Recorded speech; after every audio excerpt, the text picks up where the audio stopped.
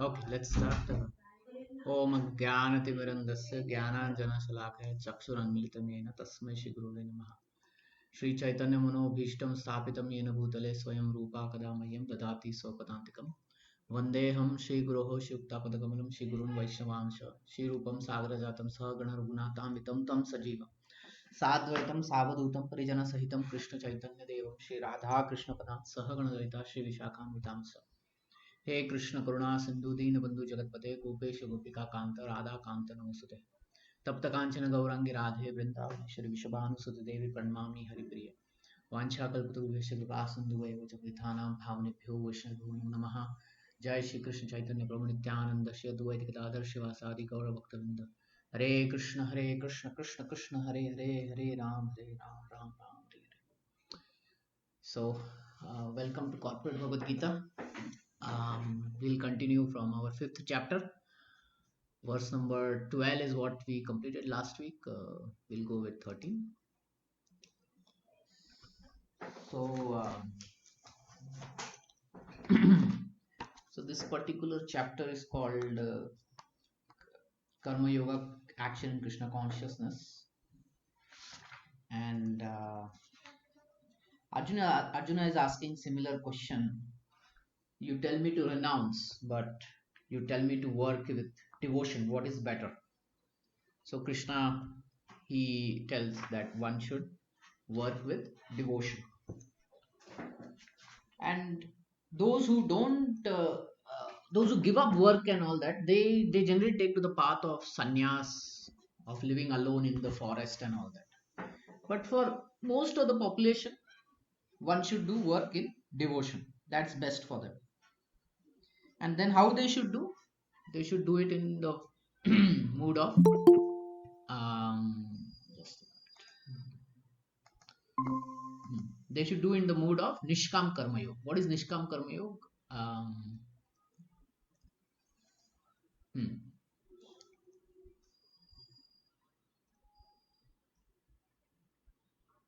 Working without expecting the fruits of the results of the work. Yes. And then offering the fruits to Krishna or Vishnu. Okay. So that is the real Karma Yoga. At first, Karma Yoga just doing without attachment is recommended.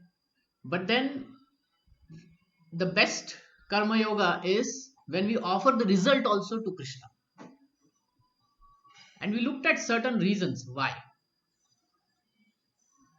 So everything belongs to Krishna, so we should use back in Krishna's service. That is the concept. So Krishna says, Vasudeva Kutumbikam. It's a big family of Krishna. So everything should be used back to Krishna. So when we are in a big family, right, whatever we get, we should share with everyone, right? Yes, So Prabhuji. yeah, so when Krishna is the center of our family, then we will give it back to Krishna. And Krishna is also not like he'll keep things with himself. He's also distributing it back to us. So that loving relationship starts, when we offer our results to Krishna. So that is the highest karma yoga. We'll get into the verse number 13. सर्व कर्माणि मनसा संन्यासयस्ते सुखम वाशी नवद्वार पूरे देहि नैव कुर्वं न कार्याणि. When the embodied living being controls his nature and mentally renounces all actions, he resides happily in the city of nine gates, neither working nor causing work to be done. So here, we were discussing that the living entity, he, let me pull out the PPT. So here the living entity is knowing that he is not working. Okay, the work is actually carried out by the three modes of nature. He is definitely desiring. That much he knows. Okay, and that's how he can remain aloof from it. We'll get into the purport. There'll be some explanations. The embodied soul lives in the city of nine gates. The activities of the body, the figurative city of the body, are conducted automatically by this particular mode of the nature, modes of nature. The soul, although subjecting himself to the conditions of the body, can be beyond these conditions. If so, he desires, owing only to the forgetfulness of his superior nature, he identifies with the material body and therefore suffers. The moment we identify with the material body, we suffer. Like, I've given this example of children identifying with the video game. Now, in the video game, they may be driving bicycles or motors, cars, whatever. And if the car gets hit, how they feel? They feel sad. They feel that they themselves have hit. But in reality, did they hit? No, right? Because one identifies so much that, yes, that is me, then suffering starts. So, knowledge gets us away from this identification. By Krishna consciousness, he can revive his real position and thus come out of his embodiment.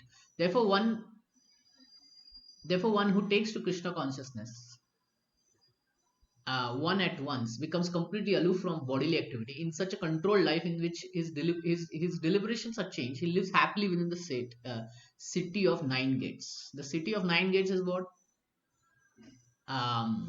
Where the Supreme Person Godhead, who is living in the body of the living entity, is the controller of all living entities all over the universe. The body consists of nine gates: two eyes, two nostrils, two ears, one mouth, anus, and genital. These are the gates. Some are in and out gate, some are only out gate, some are only in gate. Okay. The living entity in this conditioned life identifies with the body, but when he identifies himself with the Lord within himself, how he identifies with the Lord? I am his servant. That is the highest identification. He becomes just as free as the Lord even while in this body. So actually he achieves liberation. Therefore, Krishna consciousness is free from both outer and inner activity of the material body. So this is a very high spiritual realization. Okay. At our level, we will theoretically understand this. But as we advance, we'll come to this point.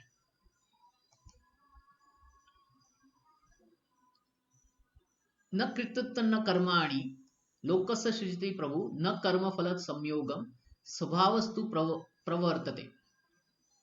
The embodied spirit, master of the city of this body, does not create activities, nor does he induce people to act, nor does he create the fruits of his action. All is enacted by the three modes of material nature.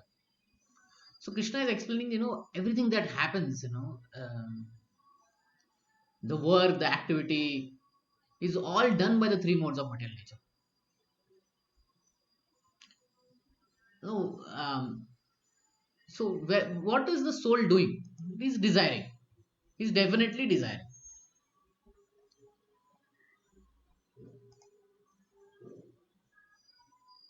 See, the three modes of material nature, they taste the gulab jamun. Does the soul taste the gulab jamun? No, right? So who's tasting it finally? Only the three modes. The body. The tongue is only tasting and it is giving an input saying that it is sweet. The soul never tastes anything material. When he understands this knowledge, right, that detachment becomes possible. So Krishna is therefore trying to uh,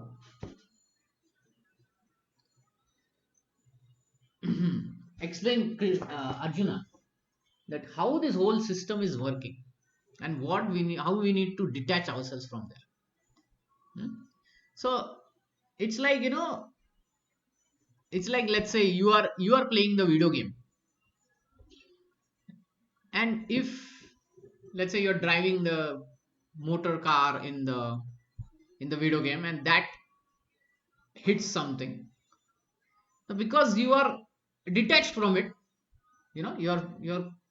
um you're an adult person, so you may not identify with the video game. Okay. So then even if something happens in the video game, are you worried? No, right? But the same thing, a child will not feel that way. A child will actually feel, I lost, right? So this maturity of understanding comes. This is what is called a spiritual understanding. When we can situate ourselves on the platform of spirit and detach from the material understanding. That is spiritual understanding. and realization. The living entity, as explained in the seventh chapter, is one of the energies of the nature of the Supreme Lord, but is distant from matter, which is another nature called as inferior of the Lord. Somehow, the superior nature of the living entity has been in contact with the material nature since time immemorial. The temporary body of the material or material dwelling within, which is obtained, is the cause of varieties of activities and their resultant reactions. Living in such a conditional atmosphere, one suffers the result of the activities of the body by identifying himself in ignorance with the body. Uh, it is ignorance acquired from time immemorial that is the cause of bodily suffering and distress. As soon as the living entity becomes aloof from the activities of the body, he becomes free from the reactions as well. As long as in the city of gates, in the body, he appears to be the master of it, but actually he is neither its proprietor nor controller of its action and reaction. He's simply in the midst of the material ocean, struggling for existence. The waves of the ocean are tossing him, and he has no control over them. His best solution is to get out of the water by transcending Krishna consciousness. That alone will save him from all turmoil. So yeah, this similar thing. Um, see someone join. Okay. नादते कश्चित् पापं न चैव सुकृतं विभु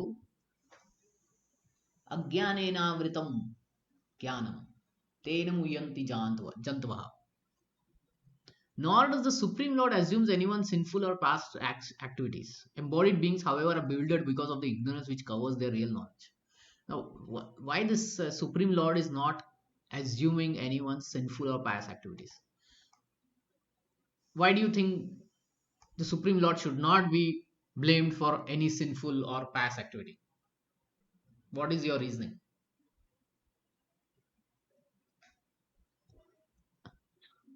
Prabhuji, but because for Supreme Lord, each and every living entity is the same. That's why he treats everyone as his children only, and he's the Supreme Father. So a father will never be, uh, will never do anything like Okay. wrong to any child. So So the thing that's is, he's why he neutral. should He's not be neutral. blamed. Hmm. He's yes, Prabhuji. Okay. Where is our excavator example?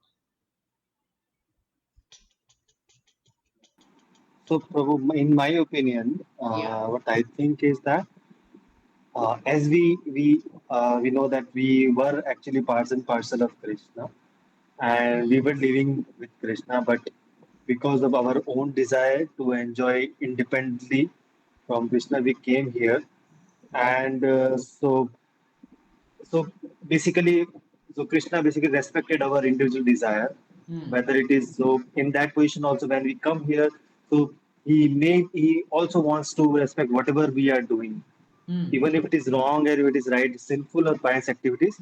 But uh, I mean, not respecting, but he's allowing. Basically, he's given full freedom to us. Yeah. So, it, So that's the reason why we cannot accuse him. yeah, So yeah. So here that it is is. yeah. Here. This example I give, like suppose this uh, this operator is operating this excavator, and he's told that do this job. But what happens is he miscalculates and he digs a hole which is at a wrong spot. Now who is to be blamed? Is the company to be blamed or the operator to be blamed? Definitely the operator is to be blamed. It was his mistake. Okay, the company told him, okay, you can do this thing and all that, and gave him do these activities only at this spot only. But he miscalculated, and then he has to suffer. He cannot say, oh, this is your excavator, you gave me the permission, therefore you are to be blamed. He cannot say like that. Hmm? Same way, Supreme Lord, he gives us the permission, but we have the choice whether to perform pious or sinful activity, and then that resultant is applied to the soul, not applied to the supreme soul. This is what this verse is trying to say. Otherwise, some people say, if something bad happens in this world, they blame to God, right? Well, there is a system of karma working, and that karma, um, puts us in various situations, bring us difficult situations, good situations, like that. So the Supreme Lord is not to be blamed. In the time of Lord Ram, in the time of great kings, right, even untimely death would not happen. Like, today we see accidents, we see, some um, diseases and all that. People are dying, we see these things. But in the case of, pious kings, and when Lord Ram was himself there, untimely death was not happening. Unless one desired that I have to die now, they they would not die. It's like that. It's there in Ramayana. So um, so yeah, we have like in today's world, the karma is really really bad. Therefore, untimely things are happening. Hmm? But yes, but if we practice spiritual life, right, there is some hope. There is some hope. Karma is reduced. Definitely, it's reduced. And even if something bad happens, the future journey is not plotted. Okay, the future journey is guaranteed to be good. This is the advantage of spiritual life, or Krishna consciousness, bhakti.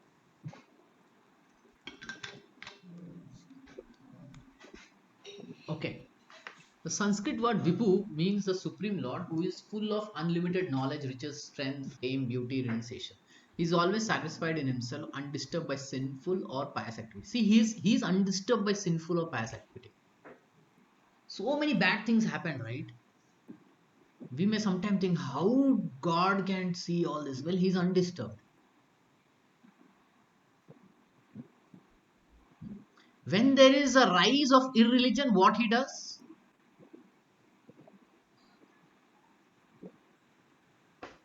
What did we He read? appears, Prabhuji, He personally. appears. So, what does this mean? He's He appears. undisturbed, and at the same time, he appears. What does that mean? Undisturbed means he's not indifferent, he's not callous. Callous means, okay, whatever is happening, I won't look at it. This is not what it is. If there is irreligion rise, and it's not able to be controlled, he himself comes. So even though he's undisturbed, still he comes. See, that is the greatness of God. Okay. So sometimes we read this, जो होगा अच्छे के लिए होगा, ये होगा वो होगा, and all that is nothing. It doesn't work that way. Okay. Krishna says, I appear when there is irreligion. So actually the Gita Sar should be, whenever there is a rise of irreligion, Krishna will appear. Right? That should be Gita Sar. Yes or no? What do you think? If Prabhuji, I have Yes, a Prabhuji. question here. Okay, yeah, tell. How how much how do we identify, like you said that whenever something wrong happens, Krishna appears. But how much wrong? Like because right now we Okay, also okay. know that there's so many wrong things are going on. Yes. So So in what so we yes, have Prabhuji. this four yugas, na? Satyug, Treta Yug, Dwapar Yug, Yes. Treta Yug, and Kal Yug. Yeah. So there are periodic appearances of the Supreme Lord. There are Mhm. appearances of the Supreme Lord at the very start of the Yuga. Okay, so these are different incarnations. Mm. Hmm? Then there are Yeah. appearances of the Supreme Lord whenever irreligion increases. Mm.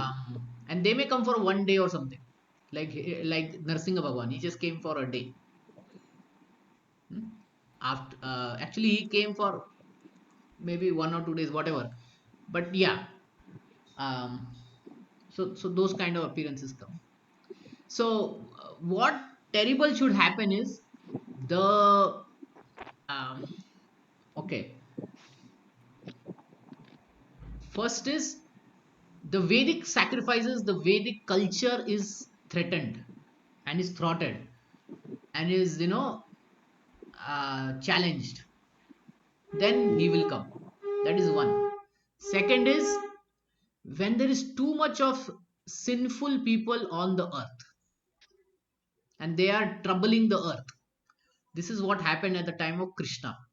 There were many sinful kings.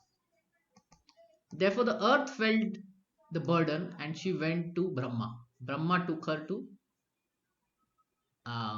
Vishnu, Vishnu. and then he said, I am coming. So he came as Krishna. Now, so there are periodics, there are these extreme Uncertain. cases, and then Krishna sends his demigods also to do some work. It's not just he himself does, he sends the demigods also. Like Lord Shiva sometimes kills Tripura, Durga Mata comes, she has a long list of killing demons, right? When Navratri comes, so many demon names come up, right? If you have ever read Yeah. that, yeah. So, so they do come, okay. Now, specifically, we'll talk about Kali Yuga because we are in this age. So, in this age, he will come at the end as Kalki Avatar, Mm. but he will come in two forms. One is the book form and the name form. So, the book form is Srimad Bhagavatam. Bhagavad. So, the moment Bhagavad. Krishna left, Srimad Bhagavatam appeared. So, Srimad Bhagavatam is not different than Krishna. And the second Yeah. thing is the name of Krishna. So the name of Krishna is always there in all four yugas. There in Kali Yuga, Krishna himself comes and he spreads his holy name. So that is the hidden avatar of Lord Chaitanya. Mm. Now the question comes: we want some action because all in previous yuga there was some action. The Lord came, he killed, and then he established and he went. But in this yuga, right, that action is going to happen at the end of the yuga with Kalki, where he will actually kill people. Okay. But in this starting phase, the first 10,000 years of the Kali Yuga, the action is going to be, let's say, passive or indirect, wherein Srimad Bhagavatam and the holy name, whoever comes in touch of it, will experience change in heart and they will reduce their sinful activity and they'll completely get rid of sinful activity. Okay. So, in this first 10,000 years, we are going to see this thing. But again, there will be some devotees who will rise up and they will take leadership positions and all that, and they will establish the dharma. Okay, in today's world, there is truth also. Okay, there is dharma also, and there is adharma also, and there is lot of adharma, but there is still dharma. So this fight of adharma and dharma will keep going. So what we need to do is we need to take advantage of Lord Chaitanya's movement. And the more we become attached to Krishna consciousness, Srimad Bhagavatam, and the holy name, and we spread it, we will find peace and prosperity in this world. Okay. Mm. Okay. So yeah, we are in a peculiar time where the Lord is not so much interested in killing people. He's allowing. He's allowing. Okay. He's Karuna Sagar. We say, na, he's merciful and all that. So Chaitanya Mahaprabhu is like that. Once, Jagai Madai, they hit Nityanand Prabhu. Nityanand Prabhu. Yeah. And then Chaitanya Mahaprabhu said, Chakra, Chakra, Sudarshan, come. So he was calling his Chakra. But then Nityanand Prabhu caught hold of his leg. And he told him, in this avatar, you cannot do this. We have come to give love of God. So you have to forgive. So, so then Chaitanya Mahaprabhu says, there was one of them, Jagai or Madai. He tried to stop the other from hitting Nityananda Prabhu. So he says, you are forgiven. So then the other person said, whatever sin he did, I also did. You forgive him. So please forgive me also. Then he said, if you ask forgiveness from Nityan Prabhu, then you will be forgiven. And then they both fall down in the feet of Nityan Prabhu and they were forgiven by everyone. Then they became Jagannananda and Madhavananda.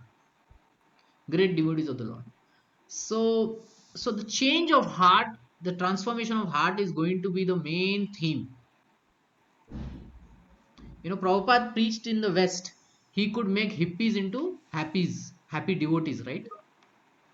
Yeah. So this is the main theme that is going to happen. Okay.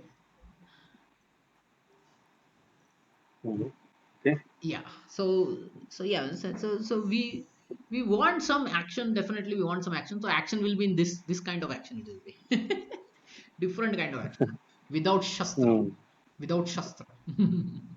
Yeah. Excellent. But still, there will come a time of Krishna conscious kings and rulers. 10,000 years is a very long time, and they will forcefully also establish. Okay, right now we are not in this Mm. situation. Right now we have this democratic and all that. No? It's not going to be always be there. It will change. See, even in so-called democratic countries, right, we are seeing dictatorship coming and going, right? Yes. So that means there is a tendency to go back to the you know age of, like, the rule of the king and all that. So it may not happen today, but let's say a few centuries down the line, it may happen. And then if the king is Krishna conscious, he will forcefully do things. Yeah, but in this, because in this aspect you Hmm. mentioned, so because this is a Kali Yuga, so because and it's a Kali Yuga, so exploitation will be higher than giving people, helping people. I think the king will not be that kind of king which we actually think about, like Raja Janak, Dasharath, not that kind of king. uh, See, I just told this, um, but we don't know the future, no? Right? So, but some indications have given that the rulers and all that, however the king they may be, if they try to establish a little bit of Krishna consciousness, if they support and protect Krishna consciousness,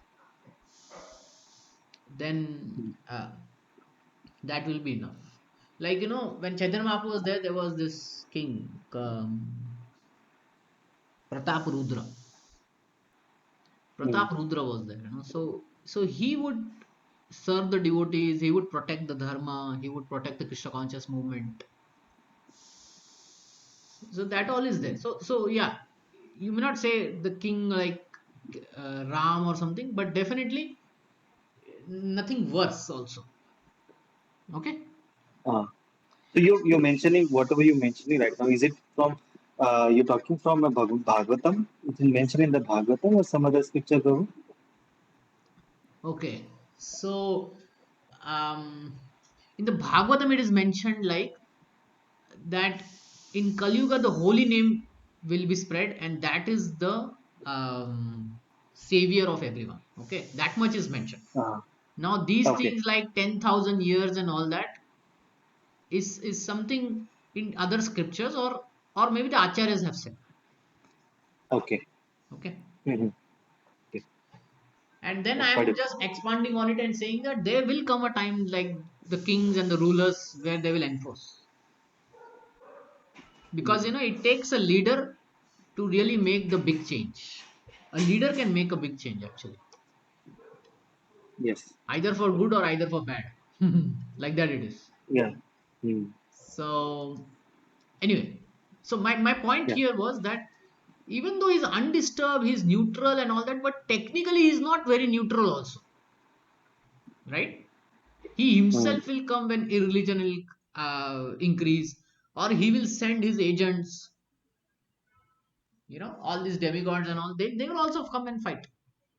But yes, in Kali Yuga, the disturbance is not like on the scale of like Hiranyakashipu and Hiranyaksha and Ravana and all that. Okay, that much scale of destruction is not there.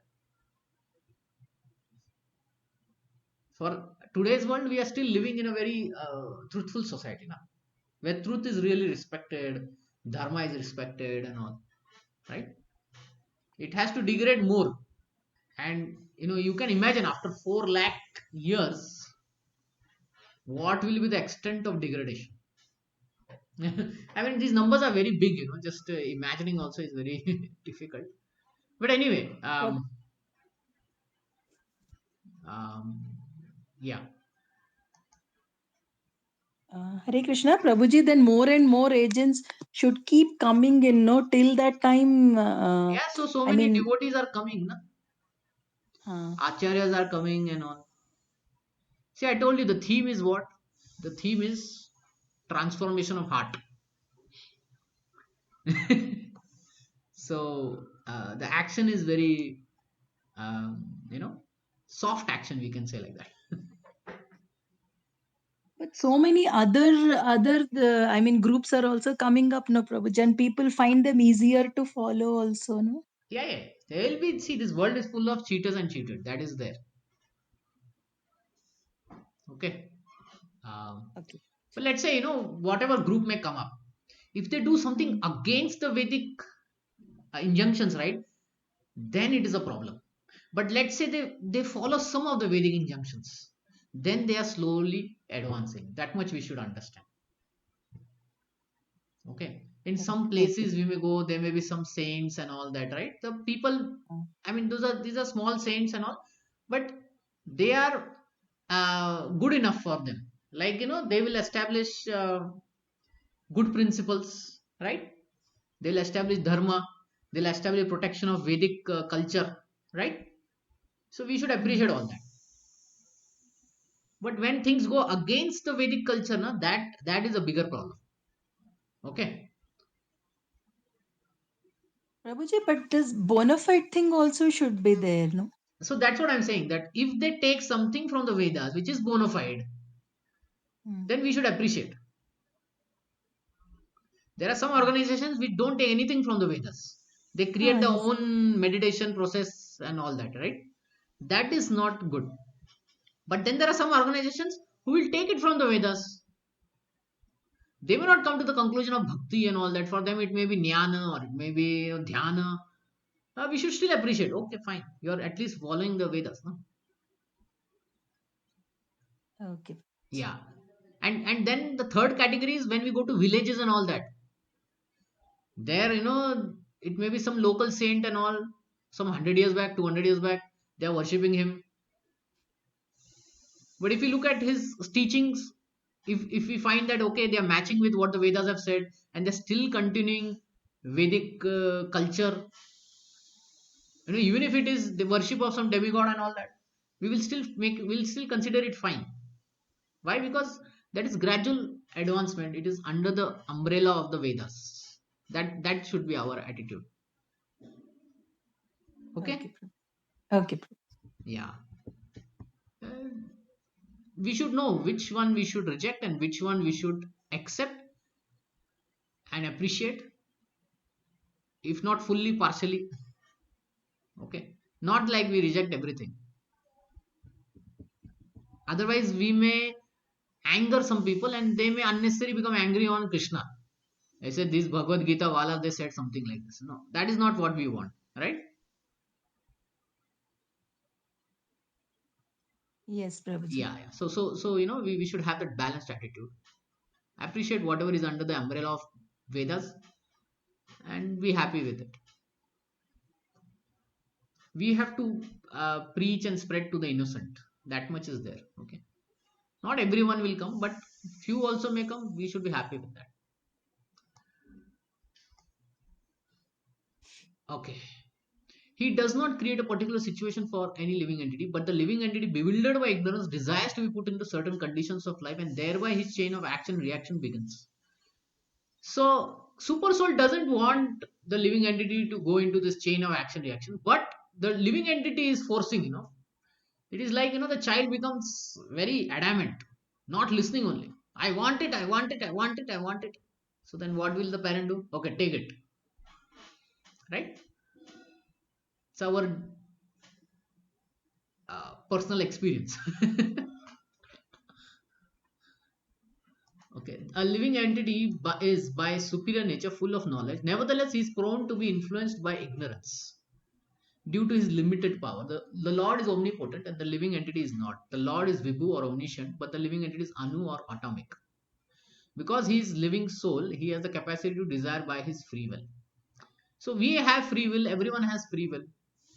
Such a desire is fulfilled only by the omnipotent Lord.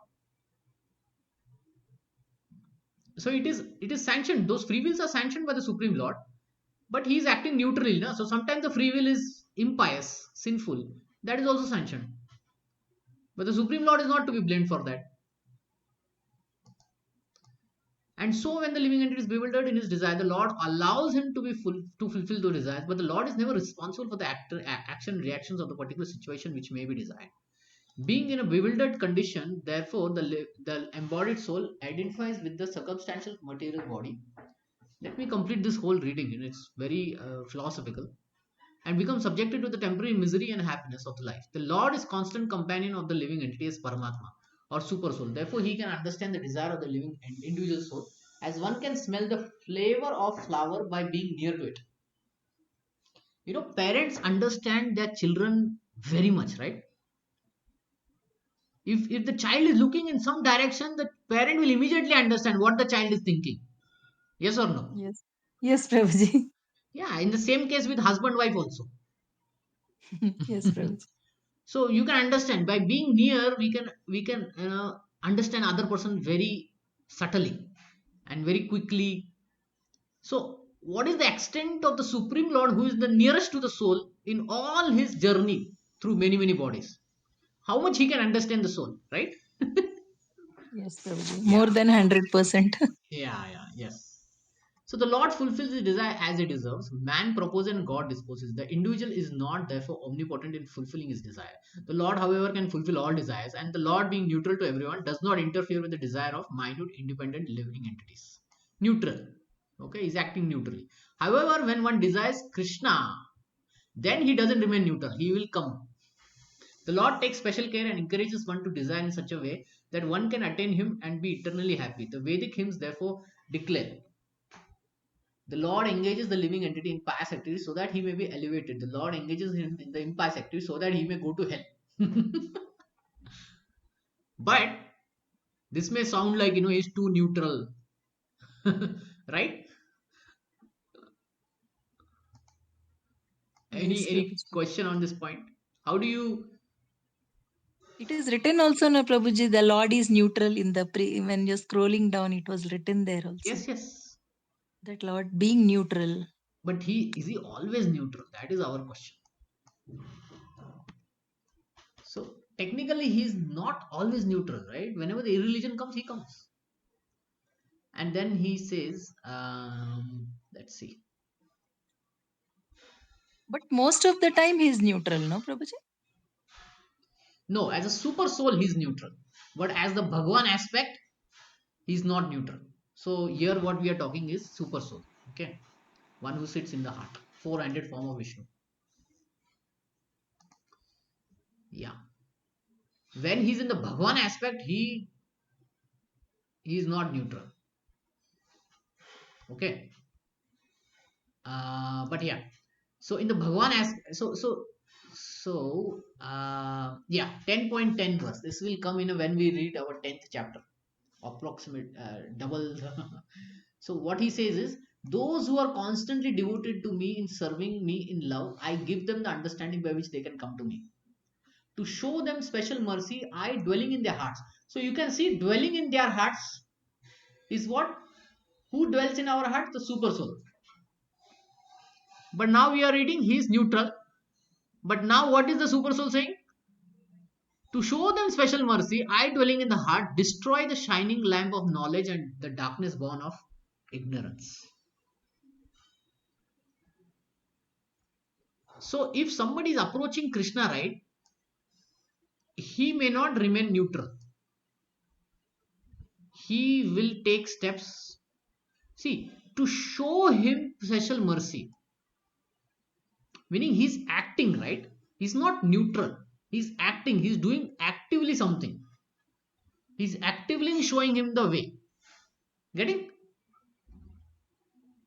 So at this point, the super soul doesn't remain neutral. If somebody approaches him, He immediately takes that stand, and without that soul asking him, he only shows him. What he gives?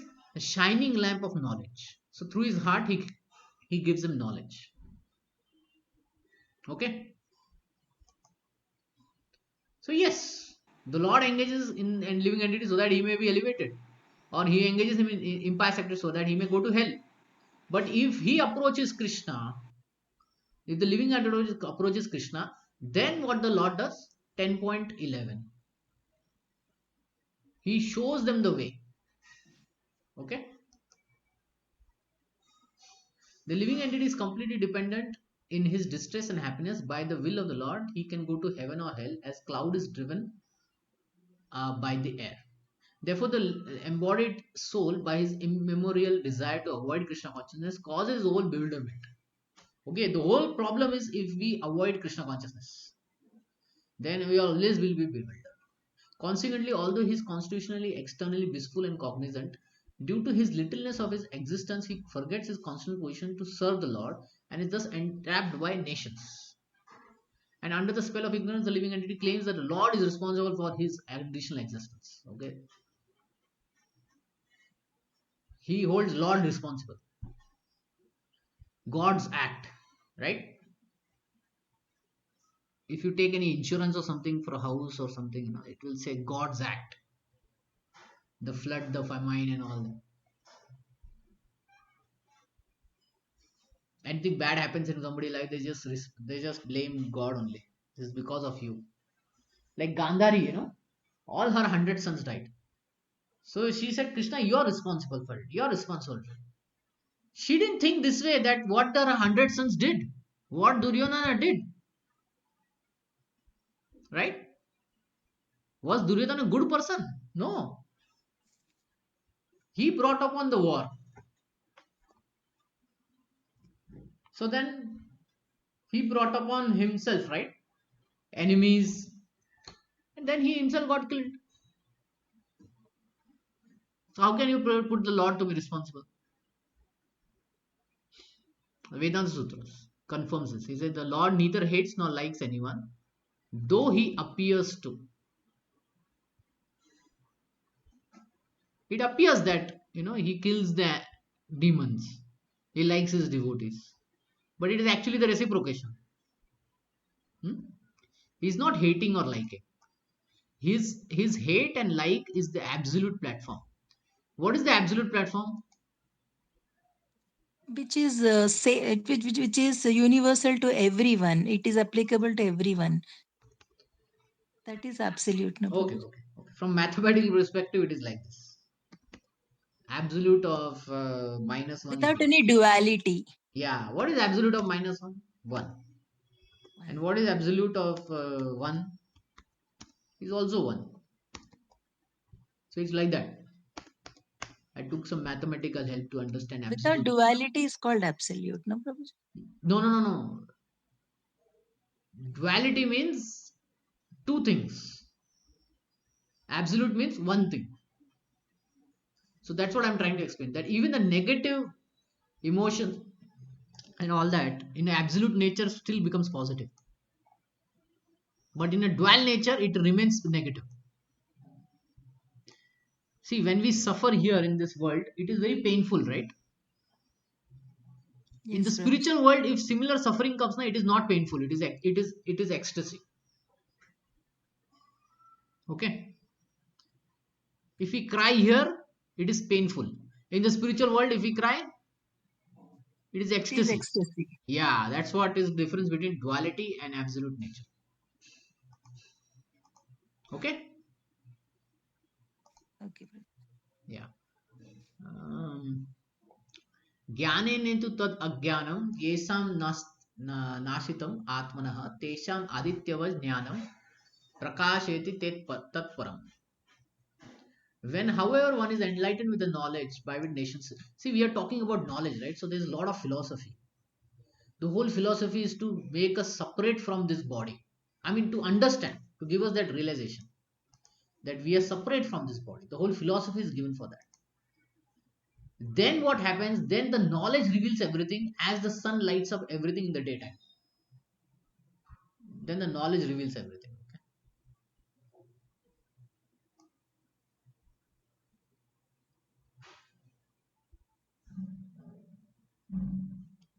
Those who have forgotten Krishna must certainly be bewildered, but those who are in Krishna consciousness are not bewildered at all. It is stated in Bhagavad Gita, Sarvam Jnana Plavena Sarva Karmani Nihi Jnanam Siddhisham. Knowledge is always highly esteemed. And what is that knowledge? Perfect knowledge is achieved when one surrenders onto Krishna, and is said in the 7th chapter, 19th verse. 7.19. Bahunam Janmanam Yante Jnanvan Mam Prapadyate. Vasudeva Sarvamiti Sa Mahatma Sudurlabha. Right? That's the next verse, I think. So after passing through many, many births, when one is in perfect knowledge, surrenders onto Krishna. And when one attains Krishna consciousness, then everything is revealed to him as everything is revealed by the sun in the daytime. The living entity is bewildered in so many ways. For instance, when he unceremoniously thinks himself God. So how list of bewilderment. First is he thinks he's God. He actually falls down to the last snare of nations. If a living entity is God, then how can he become bewildered by nations? If we are God, then how come we are not all time enjoying and all that? Because we are not God. We are godly. Does God become bewildered by nations? If so, then nations or Satan is greater than God, which is not possible. Real knowledge can be obtained from a person who is in perfect Krishna consciousness. Therefore, one has to seek out a bona fide spiritual master and under him learn what Krishna consciousness is. For Krishna consciousness will certainly drive away nations as the sun drives away darkness. So, the process of giving a knowledge, right, is within and without. From the without, it comes from spiritual master, and within it comes from super soul. So, from both, we can get knowledge, okay? Even though a person may be in full knowledge that he is not his body but is transcended to body, he still may not be able to discriminate between soul and the super soul. So someone asked me this question, I don't know whether here or something. What does self-realization mean? Okay, in this world, right, this word has many different meanings. So one of the basic meaning is that everyone accepts is it's realizing self as different than the body and as spirit, soul, atma. Okay, that is the basic understanding. Higher understanding is realizing that the Supreme Lord, who is the controller and proprietor of everything and friends of all being, that there is Supreme Lord also, and he controls, proprietor and friend of all. And the highest one of all is that our relationship to him is that we are his part and parcel and his eternal servant. And when we revive our eternal relationship with him in the process of bhakti, that is the highest spiritual realization. So that's why Prabhupada is saying here that just knowing that we are not his body is not enough. There one needs to come to some higher understanding also. That is to serve Krishna. Okay. However, he can know everything well if he cares or to take shelter of bona fide spiritual master. One who knows God and one's relationship with God only when one actually meets a representative of God. So when he meets a representative of God, then only he can understand that he is part and parcel and servant of God. A representative of God never claims that he is God. Okay, so Guru never claims I am God. Although he is paid all respects, ordinarily paid to God because he has knowledge of God. But the respect he gets, right, it's on the same level of God. But he doesn't become God, neither he claims I am God. But the respect we have to give, like the chief minister, if he comes, you have to give him the same respect as you gave it to as one would give to prime minister, right? Yes or no? Yes, Prabhuji. Yeah. Let's say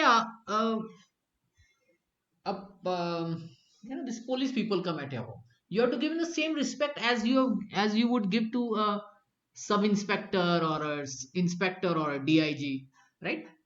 Yes, Prabhuji. Yeah. So the guru is like that. We give him same respect on the power of the Supreme Lord, but that sub inspector never says I am the dig. Okay.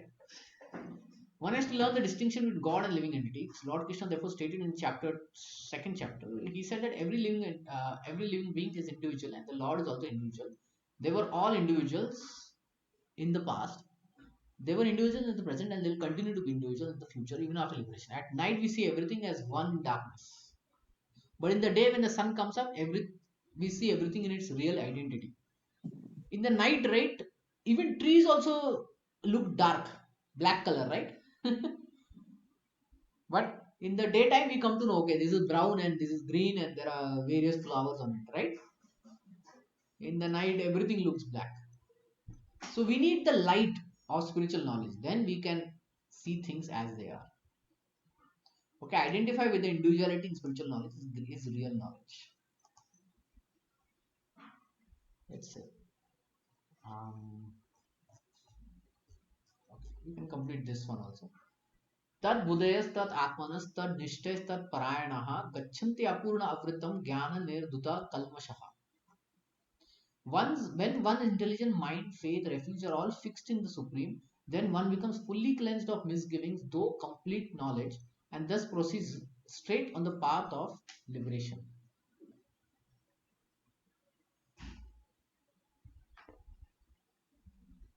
Okay, when one's intelligent mind, faith, refuge are all fixed in the Supreme, then one becomes fully convinced, cleansed of misgivings, complete knowledge proceeds. Okay.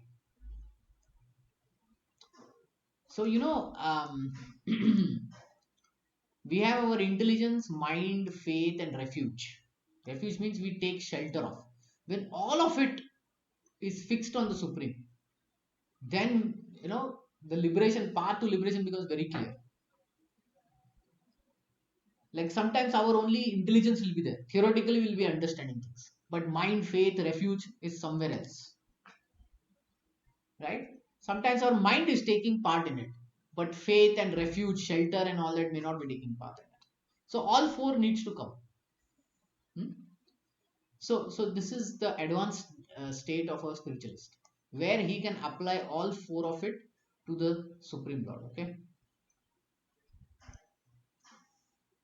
The Supreme Transcendent Truth is Lord Krishna. The whole Bhagavad Gita centers around the declaration that Krishna is the Supreme Person Godhead.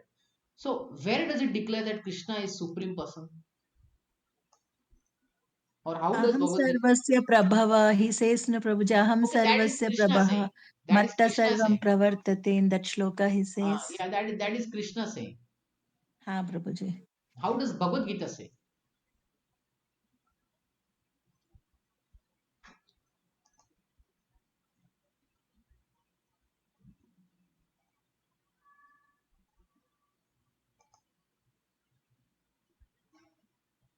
What is this?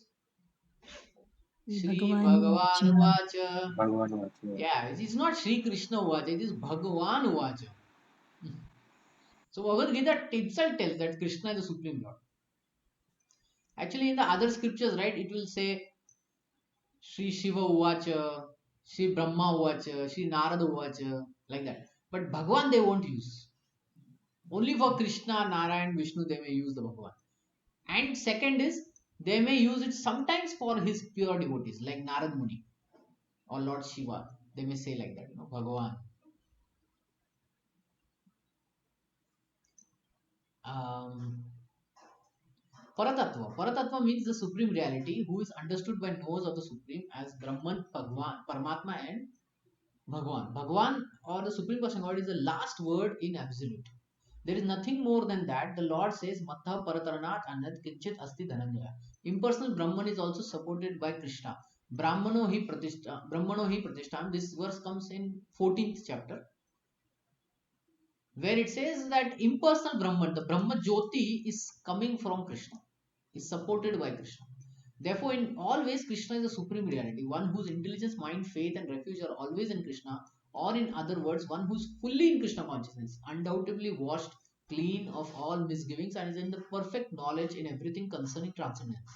A Krishna conscious person can thoroughly understand that there is no duality, simultaneous identity, and individuality.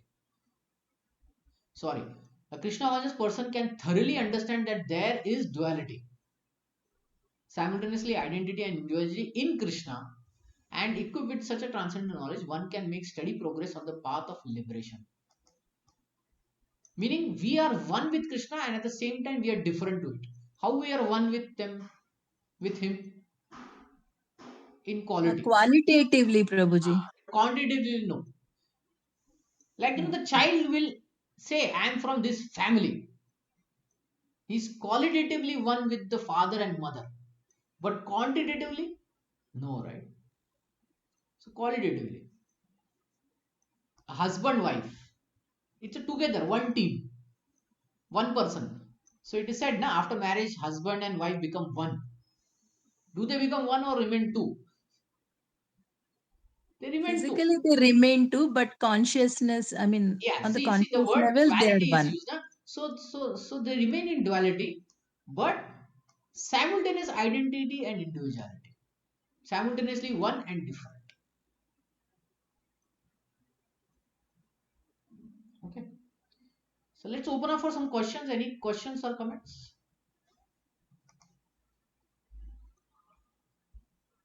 No, Prabhu. Okay. If no questions, then we'll stop here and we next week we'll continue from 5.18. Okay. Thank you very much. Hare Krishna. Thank you.